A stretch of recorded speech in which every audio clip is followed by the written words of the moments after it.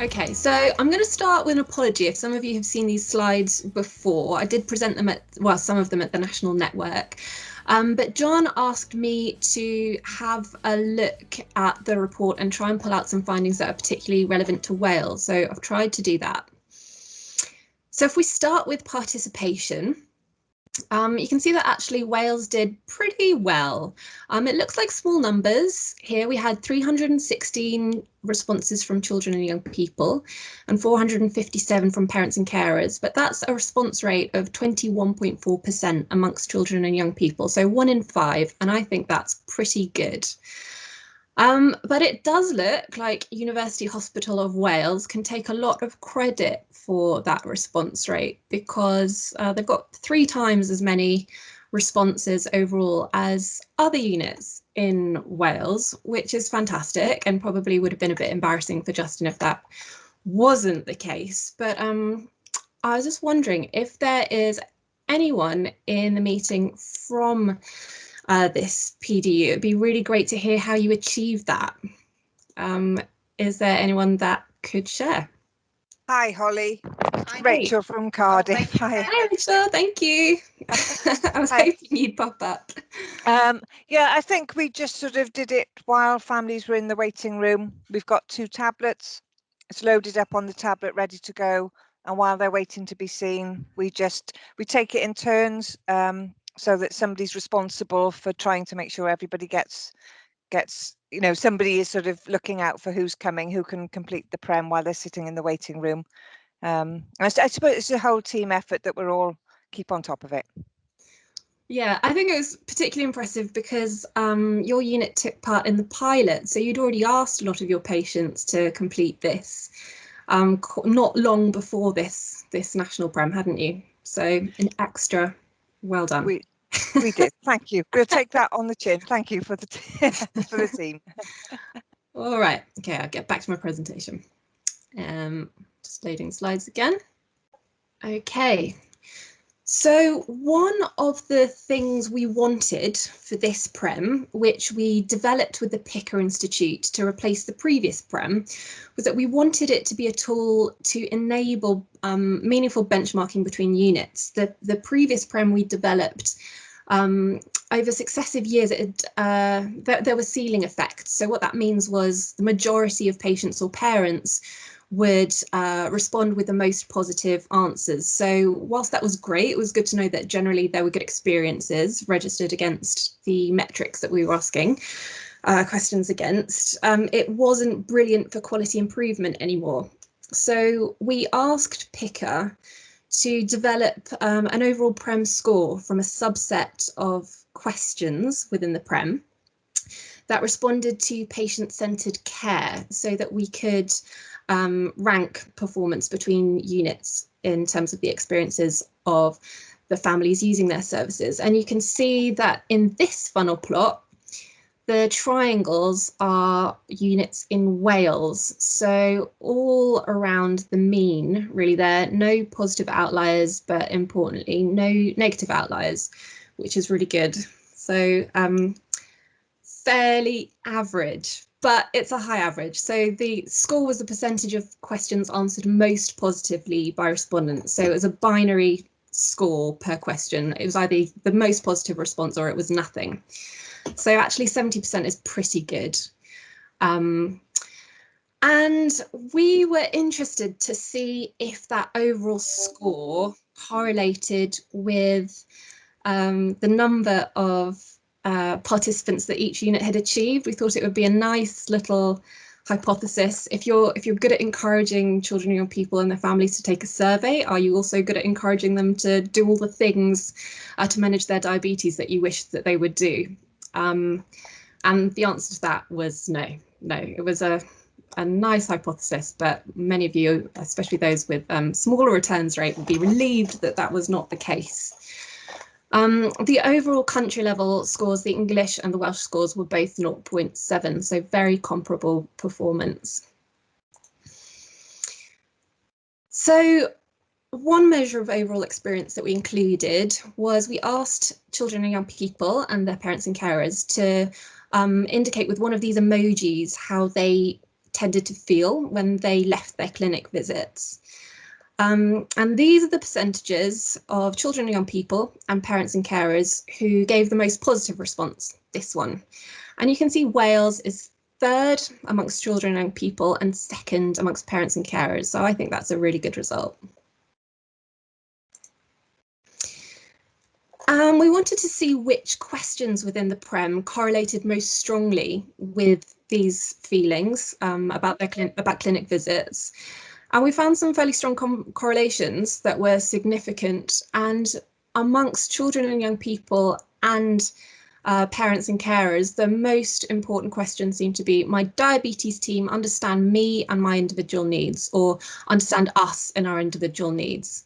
And you can see these correlations, that's pretty good. So what that means is that if you strongly agreed that your team really understood you as an individual family, you're more likely to leave the clinic appointment feeling pretty good. And here's a breakdown of these family-centered care questions and the responses, and you can see that they're fairly comparable. They're very evenly matched between England and Wales, although you can see that parents tended to score higher overall.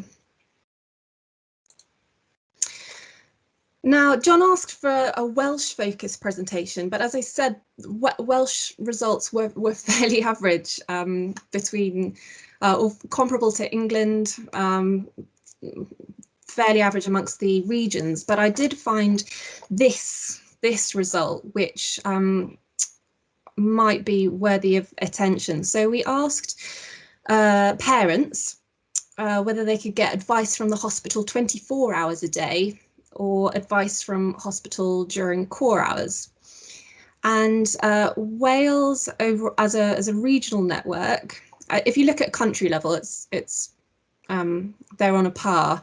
But when you break it down, when you disaggregate the English data, you could see that of all the networks, Wales has perhaps the most to do in this area. Now you might be thinking, well, this is ridiculous because my unit absolutely offers advice from the hospital 24 hours a day, and advice from during core hours, and that might be so, but this is about whether parents and carers knew about that. We did exclude all responses from the denominator that stated that they hadn't needed to ask for help, or they didn't know. So, sorry, not that they didn't know, that they hadn't needed to ask. So there were many areas of achievement through this PREM report, which was really good to see. I think this finding is wonderful. 90% of parents and carers and almost 80% of children and young people said that they always have a positive relationship with the diabetes team. Similar percentages always receive enough information to be able to manage high and low blood glucose. And the vast majority agreed a lot that they would recommend their clinic. And again, these Welsh results from Welsh units were fairly consistent with these findings. But we did find some areas for improvement, and these were identified with obviously lower scores. And then we asked the Families with Diabetes Network to look through all of the results in the report and to make sure they agreed that we'd pulled out the key findings and areas for improvement. And the recommendations in the report, which I haven't included in this survey because there's a lot of text and it would take me quite a long time to read them all out, but they are all tied to the areas for improvement identified. So I think the lowest scoring item within the whole PREM was about receiving information on glucagon preparation and administration. So less than half had enough information on that. Less than 2/3 felt that they always received enough information about diabetes technologies. And actually this question was the only one not related to patient and family-centered care that was correlated with feeling good after clinic visits amongst parents. Information about exercise, that scored quite poorly, especially amongst children and young people. And transfer to adult care. And again, to reassure you, we did exclude responses from parents and patients who felt that they were too young to consider this.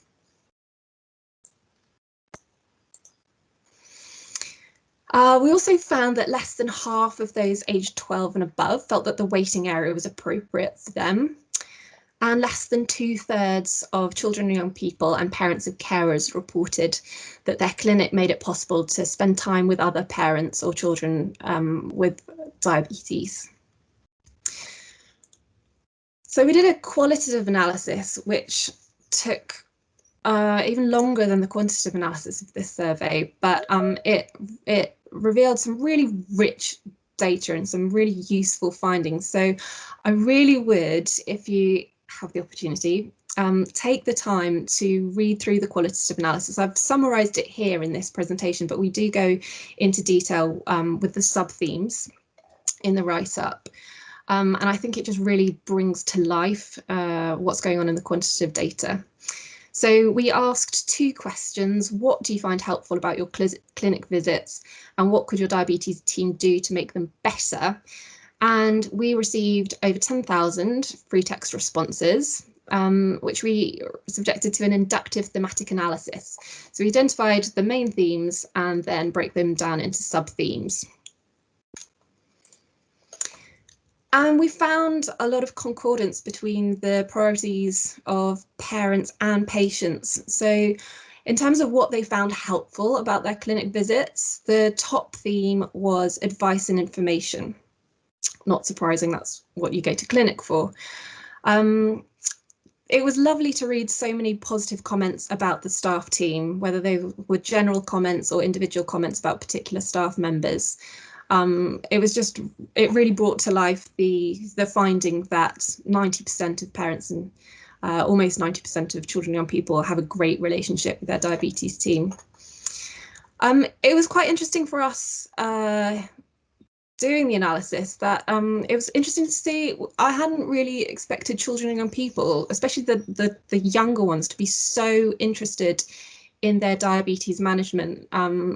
They loved finding out their HbA1c. They really liked being weighed and measured in a lot of cases as well. So they're very actively engaged and interested in their diabetes care.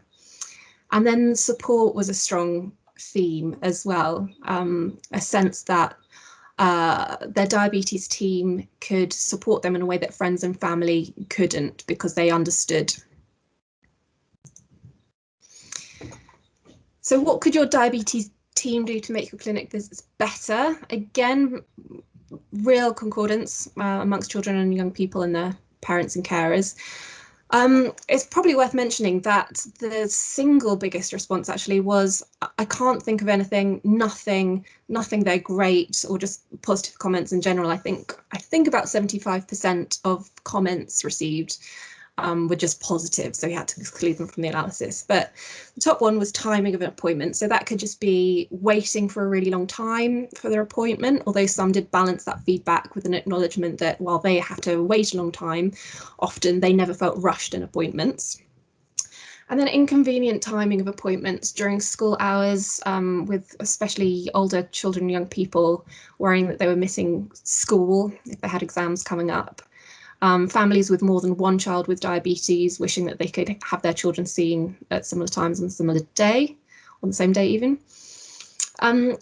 Engagement with staff team. Sometimes parents might report feeling judged or feeling unheard, especially if there's a new staff member that didn't necessarily know them so well as a family and didn't really know or recognise that the family were already an expert in their diabetes. And some wanted more advice and information. And as I said, these are broken down into sub-themes if you want to understand them a little better and read examples of the kind of comment that corresponded to those in the report. And I would, if you have any new staff members who are new to diabetes and are wondering what is involved on a personal level, I would really include that analysis to help them in their induction, because I think it's a real window into the experiences. So PREM resources, what did we develop to help you make the most of this? We produced PDU level reports for all units with more than 10 responses, or I think 10 and above responses to either survey. There's a clinic results poster generator, which hopefully you've seen and been able to download your poster.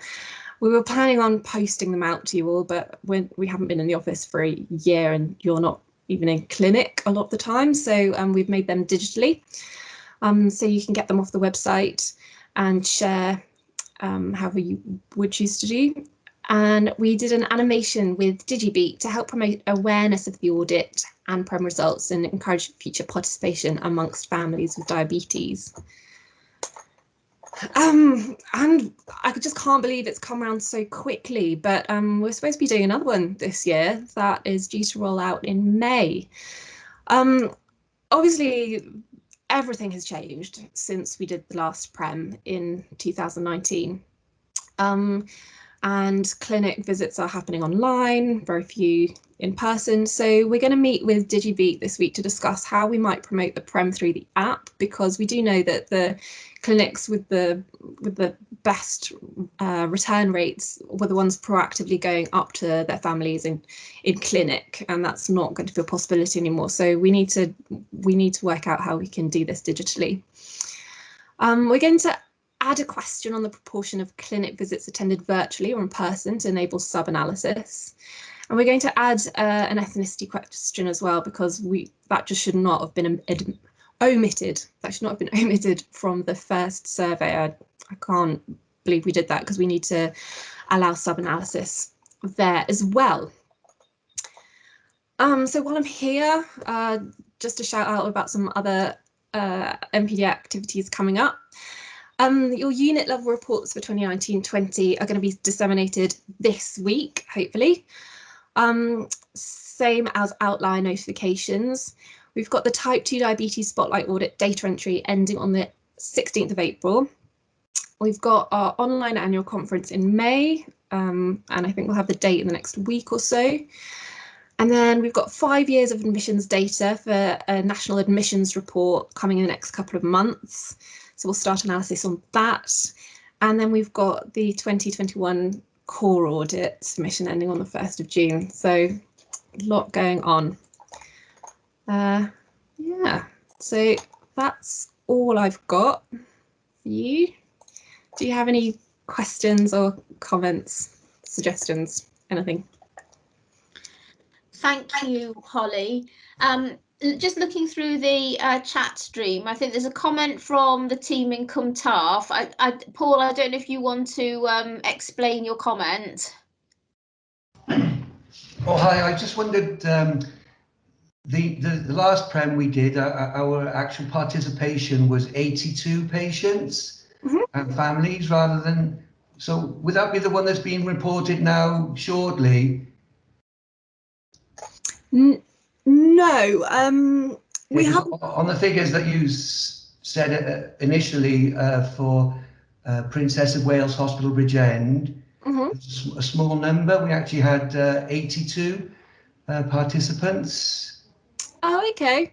I'm sorry, that could possibly have been my error last night while I was pulling the data together from different sources, and I apologise if I have besmirched your unit's good name and mind your efforts in that area. I'll go back to that and make sure we've got the right data online. Thank you. Okay, thank you. Chris, you've got your hand up. Holly, I thought when we were submitting data for the 1920 audit, yes, during wave 1 of COVID last year, when lots of us were redeployed, I thought the deal was that there were not going to be outlier notifications this year. Yeah, yes. Data. Thank I'm a you little surprised to see that. Yes, absolutely. So in April last year, when all of the national audits were stripped of their mandatory status and the whole world was in chaos. And so we as a team, we didn't expect to get any data, really. We were worried that we wouldn't get any data and we would have nothing to audit, because that was the feedback we were getting at the time from units. So we said we didn't expect to do outlier data, but just if you can, send us something. In the end, we got data from 96% of units, only 7 didn't participate.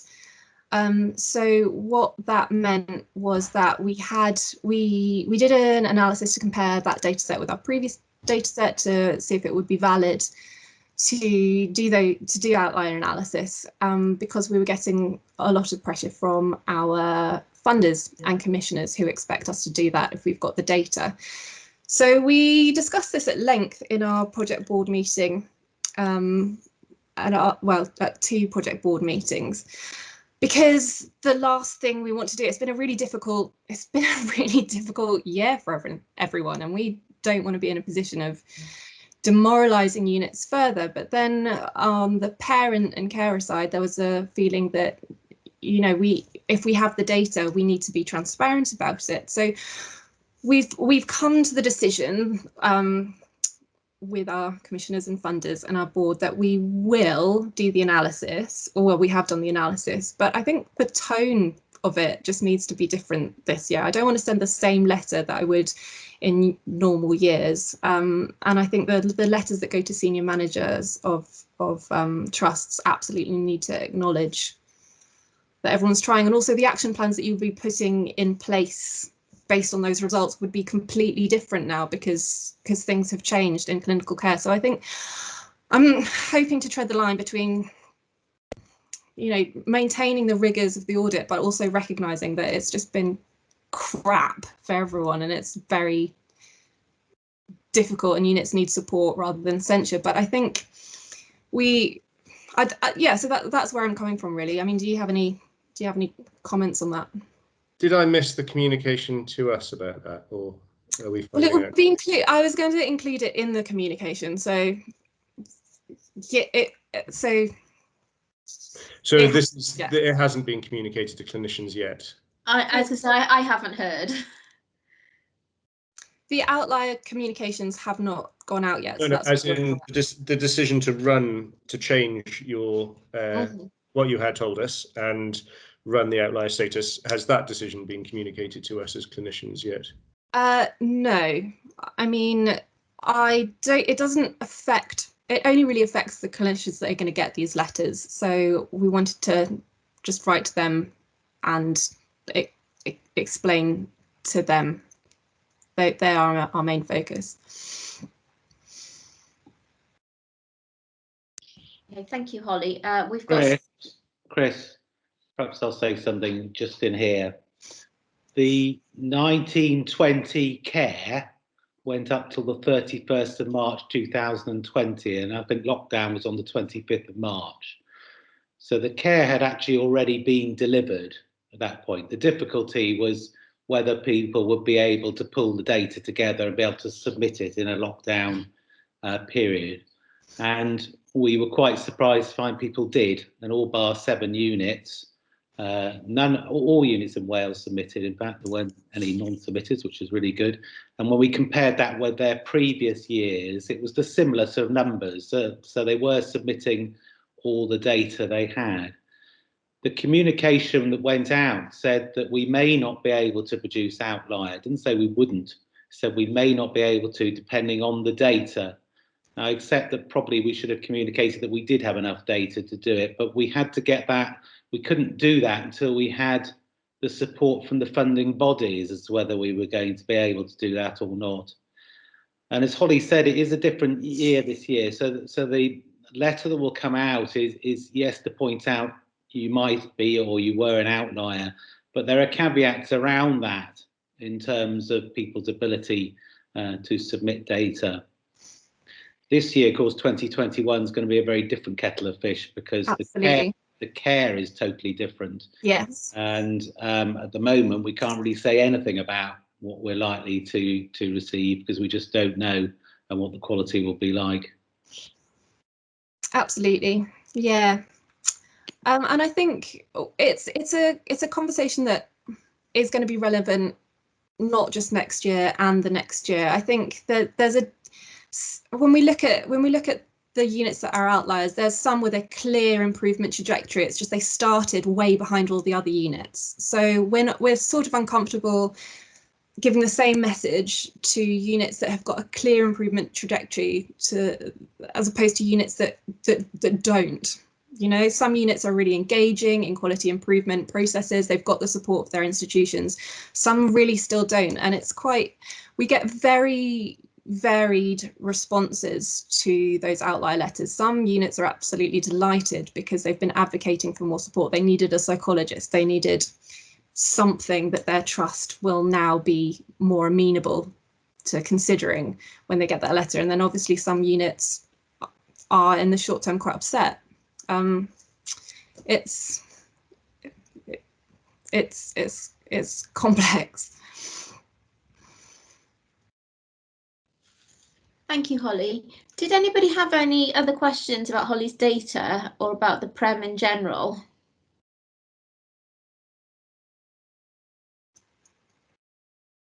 Overwhelming silence, Holly. Thank you so much for giving up your time to talk to us. You're welcome. And I think we'll undoubtedly keep badgering you to come back and present more and more data to us. And, you know, it helps us all just understand processes as well. So thank you. You're welcome.